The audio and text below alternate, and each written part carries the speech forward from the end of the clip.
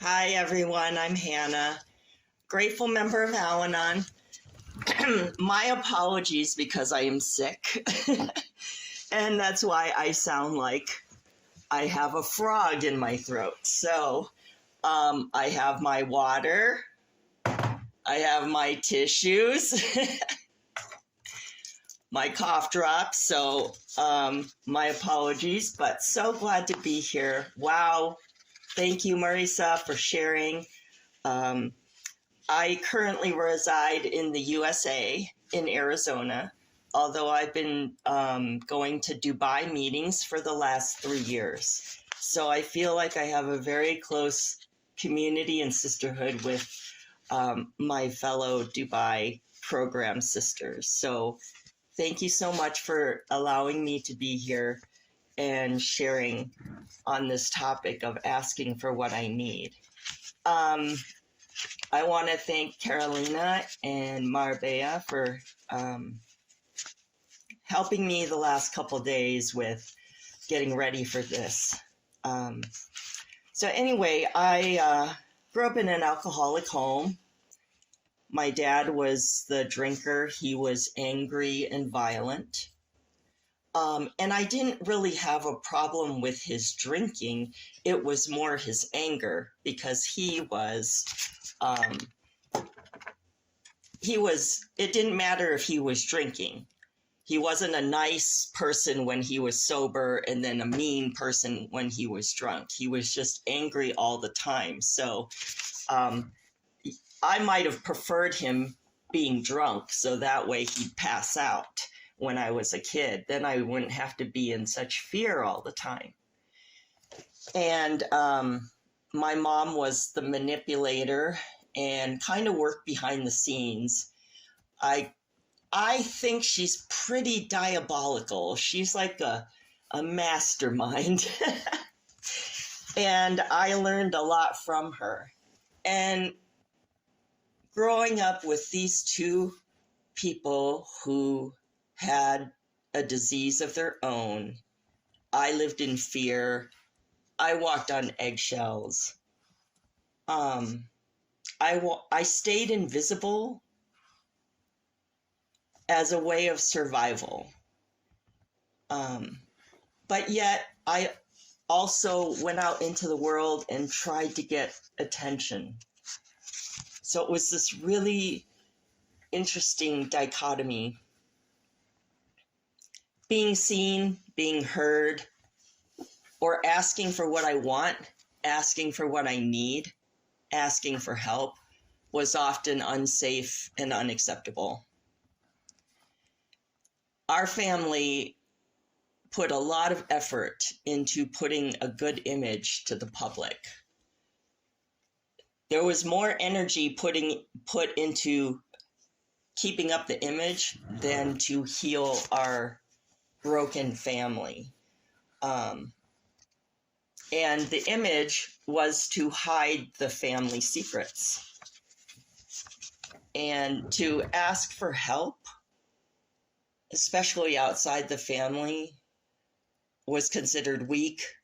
It was shameful because if I have to ask for help, then there's something wrong with me. I can't do it.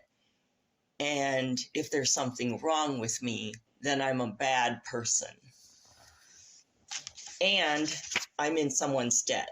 So to ask for help goes against the image that we're trying to keep up to the public.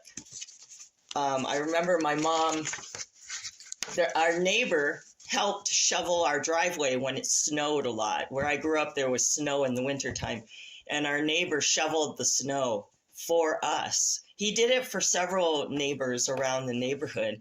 And my parents looked out the window and saw him shoveling the snow. And my mom said, "Oh, I wish you didn't do that because now we're in his debt. Now we owe him." So that's how I got that sense of asking for help is not a good thing. Asking for what I need is not a good thing. So I learned how to manipulate people to give me what I need. If I can manipulate them, then I don't have to ask. And if I don't have to ask, then I'm not going to appear weak. I'm not going to owe anyone or be under their thumb. So with my parents and with God, I manipulated, or I tried to manipulate doing good things, and then they would reward me with love and attention.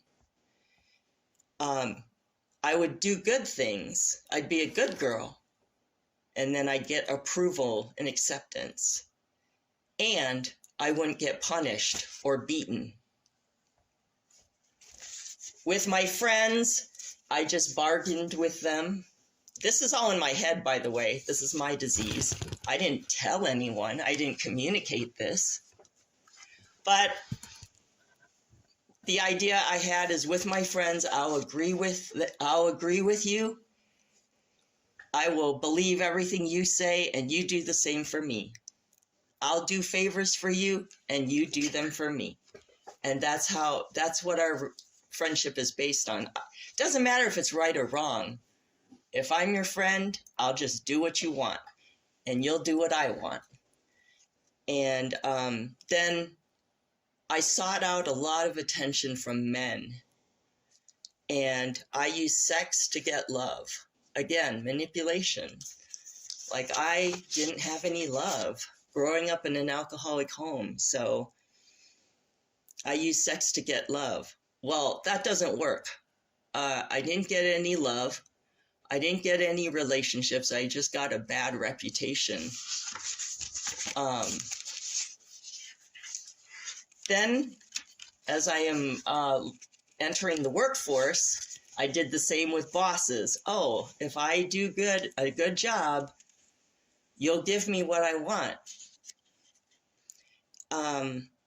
One of my first jobs after college, I worked for a man, and he would come to me during the workday, and he would say, "My feet are cold. Go to the store across the street and buy me some socks." Or he would say, "I need stamps to mail my letters, so can you go to the post office and get me stamps?" And guess what? I couldn't say no, and I was a people pleaser, and I did it. Because in my head, I thought, oh, he's asking me for favors. That means he'll give me what I want when it's time, when it's my turn. Well, actually, he gave me a written warning for failing to do my work. And how crazy is that? Talk about the alcoholic. I was doing stuff for him, and he was giving me a written warning for not doing my work. Well, guess what? I didn't communicate to him that that was wrong. He did not follow the script in my head. So I just quit. I quit the job and didn't even say anything. He didn't notice for 2 weeks until he needed me to go get something, and then he found out I wasn't working there anymore. So then I went on to another job, and I did everything this woman wanted me to do and more. I worked overtime. I kissed her ass. I just wanted her to love me so much. And you know what I had in my head? I thought, she'll love me so much that she'll sell her company to me, and then I'll run the company. Guess what? She didn't do that. And that's how life went, by trying to manipulate people. I couldn't get people to do what I want. They weren't following my story in my head. And I was getting resentful and angry and so mad at people. And why? And mad at God. Why? Why me? I do everything right. I do all these good things. Why isn't anyone giving me what I want? So when you live life like that, it's going to hit bottom at some point. I'm going to crash and burn, and that's what happened. I came to Al-Anon broken, um, because of a guy who broke up with me. And I went to the first 2 years to Al-Anon. I just talked in meetings. I just was so bitter and angry and talked about my parents and my parents and my parents this and that and my parents that. And I did 2 years of that. I didn't care about the steps. I didn't care about the traditions. I don't care about a sponsor. I don't even care about the opening. Stop reading all this stuff so I can talk. And so 2 years of that, I met a new guy. So guess what? I don't need Al-Anon.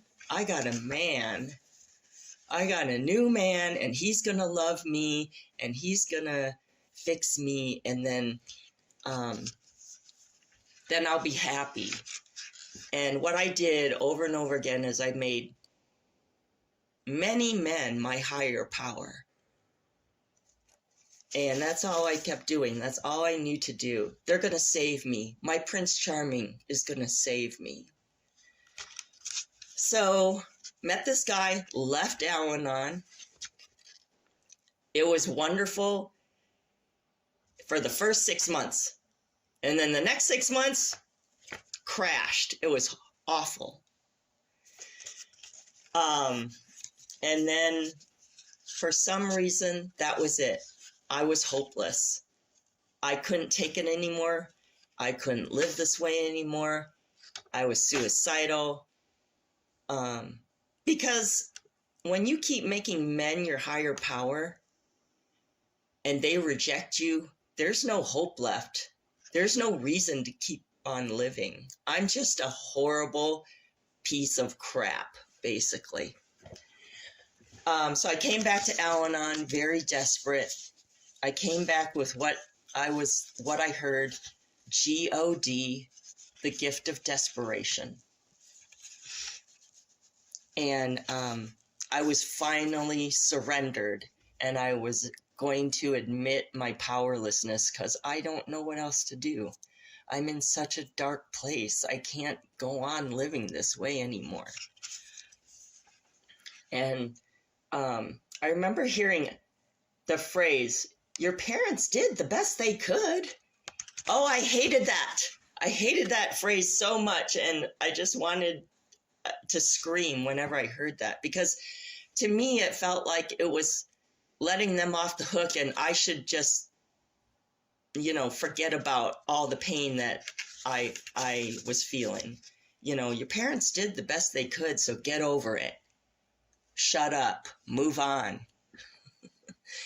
And in Al-Anon, I heard the phrase, "Your parents did the best they could, and I still didn't get my needs met." So it validates both my parents and me. They did the best they could, and I didn't get my needs met. And so I learned why my life was unmanageable. I was manipulating people, places, and things to heal the emptiness inside of me. I learned in Al-Anon that I was going to the hardware store for bread over and over and over again, expecting different results. And that's the definition of insanity. So I was trying to learn healthy ways of communicating. I did not learn this in my family of origin. And I had no healthy tools because my parents did not have healthy tools. And I couldn't do this thing called life in a healthy way. I had no idea. So one of the things that happened is I got a sponsor, and she was helping me trying to set a boundary for my first time in program. There was an individual who was giving me unwanted attention, and I didn't like it. And I ran away. Like, I would just run away. And so I worked with my sponsor on how to set a boundary. And it was so scary, so scary. So my sponsor helped me role play. She would play me. Okay, you play them. I'll play you. We're going to rehearse this like a play. We're going to rehearse your lines. These are your lines. And she taught me the template. I feel blank when you do blank. So I need blank. And I mean, I felt like I wanted to jump off a cliff. I wanted to throw up. I can't say this to somebody, you know? And so we kept practicing for a whole week. We practiced. And I finally was able to confront this man. And I was so nervous about it. And another program member said, I will support you. I will stand with you and I will hold your hand, but I won't say anything. I'll just hold your hand while you read those words. And I said to this man, I feel uncomfortable when you stare at me in meetings or you follow me to the parking lot. And I need you to stop. And he said, okay. And, and I just about wanted to just like fall into a million pieces and throw up and just shaking and sweating. And it was just a miracle because I totally didn't expect him to say, okay. And he actually did. He left me alone. He left me alone from that point on. And I said, oh my gosh, this actually works. I did it. I did it. And so that's my first experience of setting a boundary and asking for what I need without running away or lying or manipulating. And luckily today, I'm better at setting boundaries. I don't need to rehearse for a whole week. I don't need to have someone hold my hand, but it's still scary sometimes. And I still feel guilty afterwards. The thing about program is I just feel guilty for a shorter amount of time each time I practice setting a boundary. So another time I was chairing a fundraising event for Al-Anon, and I was running around doing this and that and moving stuff, and my sponsor was there and she was watching me. I didn't know she was watching me. And she said, she pulled me aside and she said, Hannah, next time you need to ask for more help. And see, I don't even think of that. That's just not, it's not automatic for me to ask for what I need. It takes work and effort. It takes my sponsor to tell me, you need to ask for more help. Because I'm so used to not doing that. My automatic response is to ask for help. So then many years fast forward, I've seen progress in my life with program. Like my friendships are better. I have a relationship with a higher power. I feel like there's been a lot of healing, but I noticed that one area of my life is not moving as fast as the other areas, and that's in the area of money.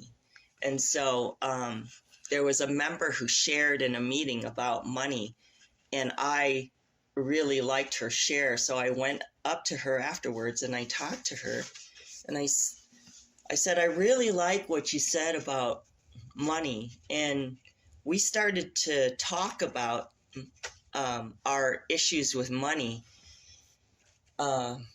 after the meetings. And then we decided to meet once a week and work on a fourth and fifth step around money. And I met with her once a week for 2 years, just doing a fourth and fifth step on money to heal that area. And I needed help.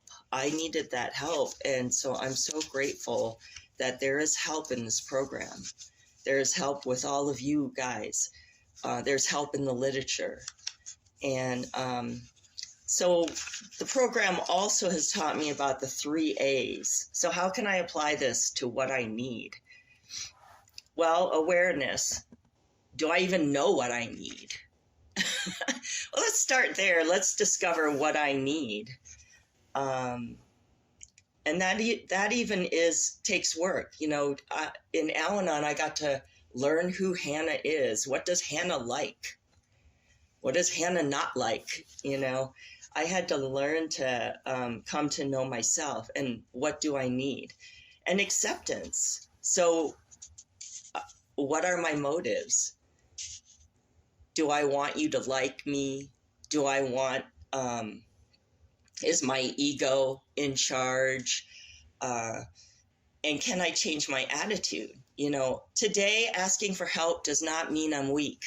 It doesn't mean that I'm bad.